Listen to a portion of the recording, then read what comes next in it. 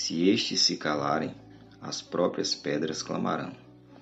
Lucas 19:40.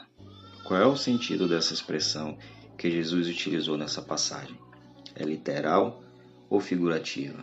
Será que as pedras podem clamar? A palavra de Deus é renovada todos os dias. Uma passagem pode exercer diversos significados e em qualquer tempo ela nos ensina algo para nos edificar. Mas no contexto dessa história, podemos considerar uma visão sobre as pedras clamarem, que pode significar uma informação naquele período e que ela possa representar algo do futuro, no caso para os dias atuais. Por outra visão, pela expressão, Jesus quis dizer que isso seria inevitável, pois isto teria que ocorrer e se não houvesse esse clamor dos discípulos, as próprias pedras teriam que clamar para que se cumprisse a palavra sobre a chegada do Messias.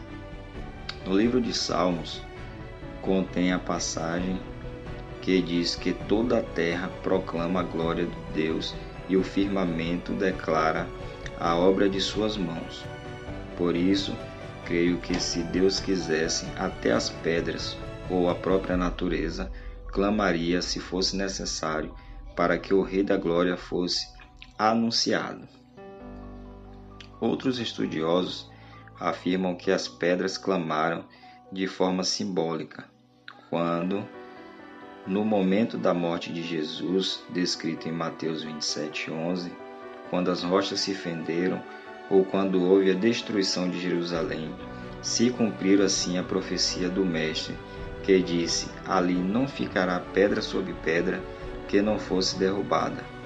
Lucas 19:44. No contexto do livro de Lucas, capítulo 19, diz sobre a entrada de Jesus em Jerusalém.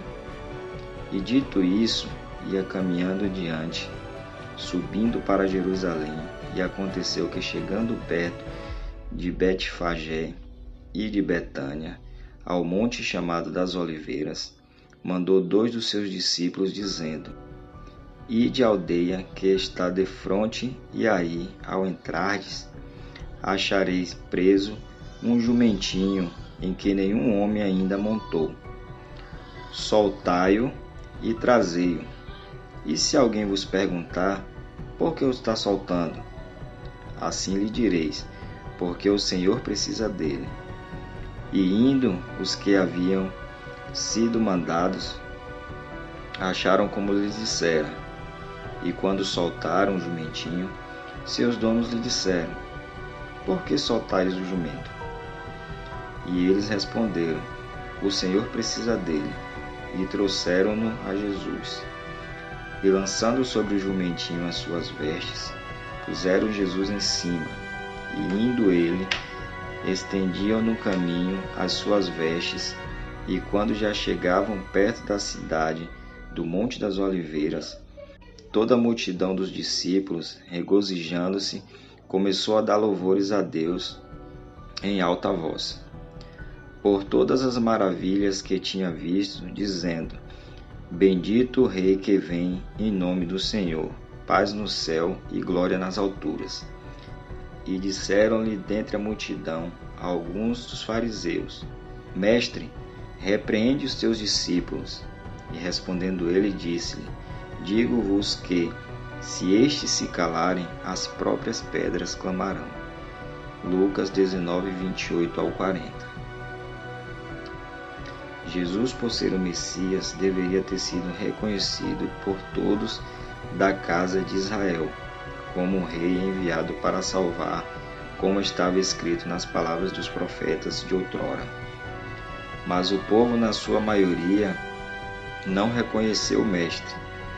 Mas na entrada triunfal em Jerusalém, os discípulos tanto reconheciam como também o louvavam e clamaram, dizendo: bendito é o que vem em nome do Senhor, naquela entrada triunfal em Jerusalém. Assim como em Salmos diz: levantai, ó portas, as vossas cabeças, levantai-vos, ó entradas eternas, e entrará o Rei da Glória. Quem é o Rei da Glória? O Senhor forte e poderoso, o Senhor poderoso na guerra. Levantai, ó portas, as vossas cabeças. Levantai-vos, ó entradas eternas, e entrará o Rei da Glória. Quem é o Rei da Glória? O Senhor dos Exércitos. Ele é o Rei da Glória. Salmos 24, do 7 ao 10. Jesus estava em Jerusalém, perto de Betfagé e Betânia, ao Monte das Oliveiras. Essa localização da sua entrada é muito importante para compreendermos essa hipótese do nosso estudo. Podemos considerar naqueles dias o seguinte cenário: Jerusalém, o Vale de Cebron, a direção do Monte das Oliveiras, que fica para o lado do Oriente, ou seja, a entrada era também voltada para o Oriente. Na sua entrada triunfal em Jerusalém, Jesus veio pelo Monte das Oliveiras, passou pelo Vale de Cebron e passou pela Porta Oriental ou Porta da Misericórdia, que dava acesso ao templo, e ao passar pela porta, ele pronunciou em resposta aos fariseus que se eles se calassem, as pedras clamarão. Na atualidade, esta porta é do Templo de Salomão, a mesma que existiu no tempo de Cristo. Hoje se encontra fechada. No ano 70 d.C., os romanos destruíram Jerusalém, bloqueando esta porta, a qual está fechada até hoje. Depois houveram outras construções sobre estas ruínas, com outros muros por cima, inclusive uma segunda porta, Porta Dourada, acima desta, que também permanece fechada até os dias atuais. Existe um texto profético de Ezequiel, datado do 6º século a.C. No episódio descrito em Ezequiel 44, um anjo leva ao profeta uma visão mostrando vários locais de Jerusalém, e quando ele chega no ponto diante da porta oriental, viu que ela estava fechada.